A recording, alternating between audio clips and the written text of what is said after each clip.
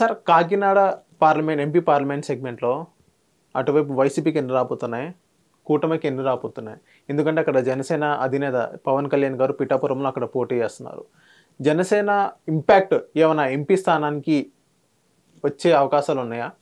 So ఇక్కడ మాకు ఒకసారి నియోజకవర్గాలు Tuni YCP, Prathipadu YCP, Pithapuram tight fight YCP, okay. Kakinada rural tight fight YCP, Peddapuram TDP, Kakinada city వచ్చేసరికి మళ్ళీ tight fight YCP, Jaggampeta TDP.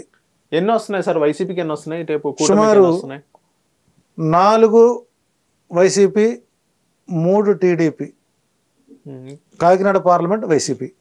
Pawan Kalyan garu అక్కడ గెలవరంటారా? టైట్ ఫైట్, గెలుపు కష్టం అని అప్పుడు చూస్తాను, ఇప్పుడు చూస్తున్నాను. అంటే ఇప్పుడు మీరు ఎడ్జ్లో వైసీపీకి వస్తుందని అన్నారు. అంటే అక్కడ భారీ అంచనాలు వర్మ గారి డిసైడ్ ఫ్యాక్టర్ అక్కడ పనిచేసింది.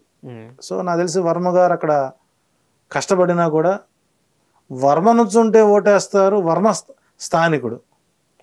ఎప్పుడైనా సరే పిఠాపురం ఇప్పటివరకు 1952 నుంచి ఇప్పటి వరకు స్థానికులకే అది ఇచ్చింది, కొత్త వాళ్ళకి అవకాశం వల్ల.